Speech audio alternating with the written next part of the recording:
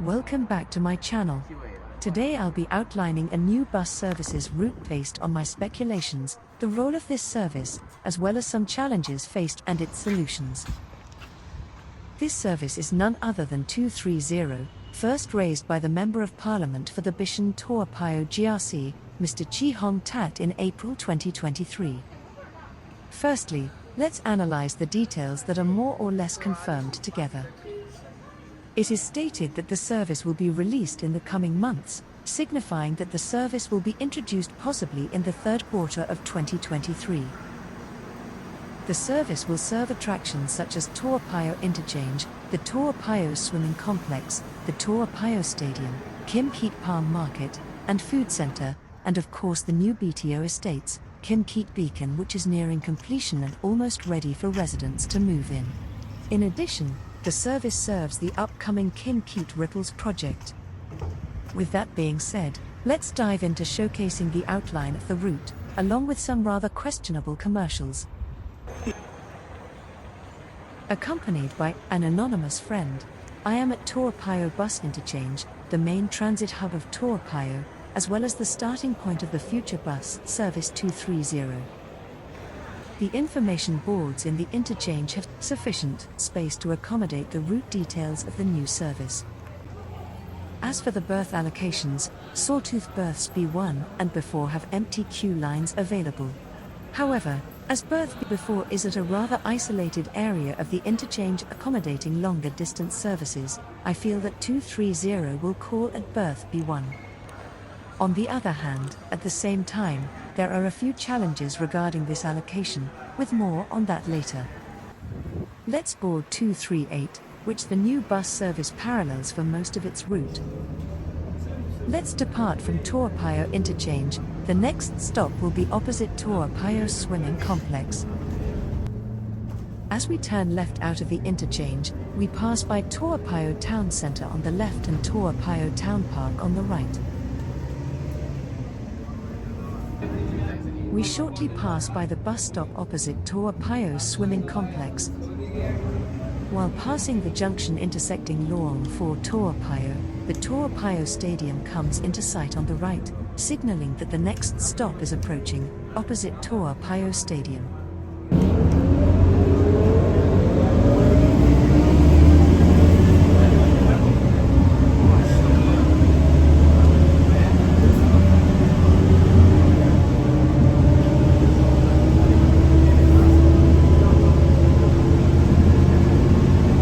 We then pass the signature Dragon Playground, which is symbol of Tor Payoh, before arriving at the final stop along Lorong 6 Tor Payoh, opposite Block 26. The bus filters to the right lane in preparation to execute a right turn into Tor Payoh East to stop at Block 23, which is a stone's throw away from Kim Keat Palm Market and Food Centre. On top of that, this is the last stop where the route parallels 230 according to the likely route that has been fully confirmed so far. 238 instead turns left and serves Lorong 7 and Lorong 8 Tor Payoh. Let's alight here and continue exploring the route. Here, both the bus stop poles and bus stop panels have more than enough room for 230. Let's walk towards the junction of Tor Payoh East and Tor Payoh East, where 230 will likely turn right. It is highly likely that 230 will loop here in an anti-clockwise direction, which is commonplace among most loop services. Through this arrangement, right turns involving traffic lights are reduced, minimizing travel time compared to looping in a clockwise fashion. Over here, opposite Block 259, I feel that there is potential for a bus stop to be introduced, immensely benefiting existing residents of the area.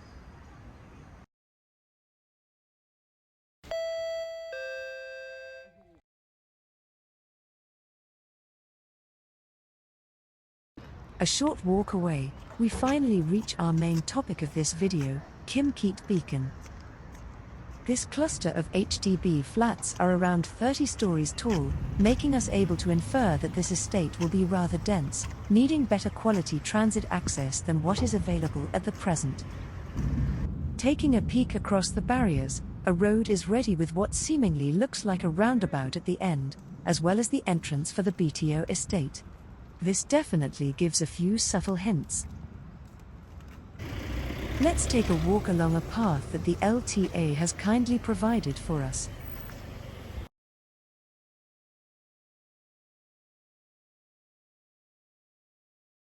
From this angle, we can clearly see the wide roundabout likely big enough for a bus.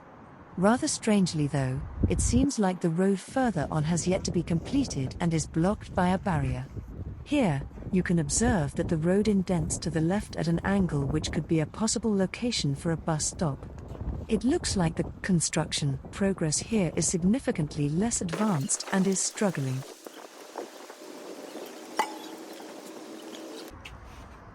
Observing the artist's impression of Kim Keat ripples on the construction barriers, it shows Kim Keat Avenue featuring 2 lanes along with a wide roundabout. If you remember the strange indentation just now, it is comparable to the rendering shown in the diagram. Okay guys, now the time for advertisements. This is Yoik, and it is very good for you, and also it tastes amazing. Very good for you, very good probiotics. So what are you waiting for? Go and get your Yoik. Once you start, you confirm cannot stop drinking already. Really, I tell you, very nice. Very nice one, 好喝. After some questionable advertisements featuring a white-colored drink which contains 15% sugar, we continue observing the similar trend of incomplete construction. This becomes more apparent while viewing the construction site from Payoh East in front of Payoh Industrial Park, where we can see how unnaturally wide the road is. With the aid of further diagrams, we can quite clearly see the road layout of the area, including the roundabout. Now that we have seen the main portion of the video, please don't leave, as the story isn't over yet. Let's walk to the Block 25 bus stop, where we will return to Payoh interchange by bus 238. Since the route back to the interchange parallels 238's route, let's now instead discuss the alternative route options for 230 that are also highly feasible. Again analyzing Mr. Chi Hong Tat's Facebook post, let's turn our attention to this very important sentence. It seems that plans are under consideration to further enhance 230's route to also connect Lorong 7 and 8 Payoh, simultaneously benefiting existing residents in the area. However, there seems to be no possible route connecting both areas.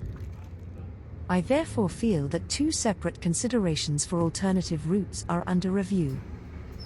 Firstly, the route via Lorong 7 Payoh will serve the United Medicare Center bus stop, before turning right into Lorong 7 Payoh, stopping at newly constructed bus stops opposite the current stops serving 232. Additional connectivity and convenience to residents in the area near Kim Keat Palm Market will be invaluable, providing faster journeys to Payoh interchange. After that, the route will loop at Kim Keat Beacon before returning back to the interchange. Alternatively, the route via Law 8 Payoh following 238 for most of its route is also possible.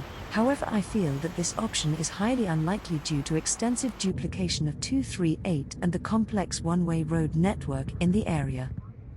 Last but not least, of course, the original basic route of 230 may simply be kept as it is. Weighing all the choices, the second option via Lorong 7 Payoh may seem the most feasible, although the extended travel time for Kim Keat Beacon residents is a major compromise. Ultimately though, let's leave this for LTA to decide. Finally, let's discuss 3 obstacles affecting 230's introduction. Firstly, that would be the limited fleet available in Bradell Bus Park with extra buses needed for the new service.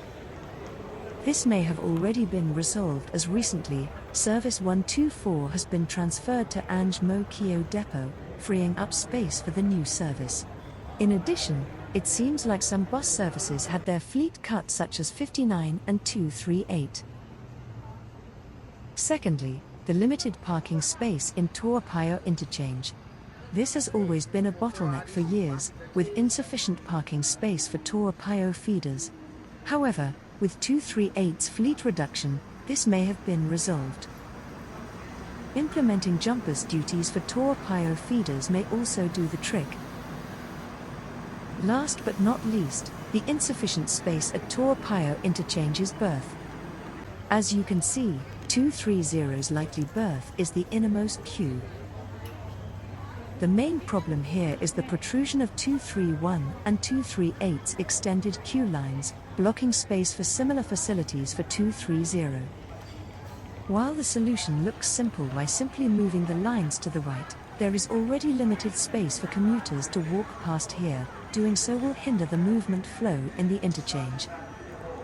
On the other hand, again, 238's demand may be alleviated upon 230's introduction, therefore not needing as much queue space as before, ultimately freeing up space for 230's queue. With that being said, in conclusion, I hope that 230 will be introduced as soon as possible in the future, to benefit both existing and new residents in the area as much as possible. Who knows, maybe the service will feature Volvo B5LH buses on a permanent basis due to 59's fleet cut and the image in Mr. Chi's Facebook post? Thank you for watching this video. I hope that you have learned something new. If you have enjoyed watching this, please leave a like and subscribe to my channel. Do also consider purchasing Super Thanks so that I have sufficient funds to produce great content for you all. Goodbye, and see you soon.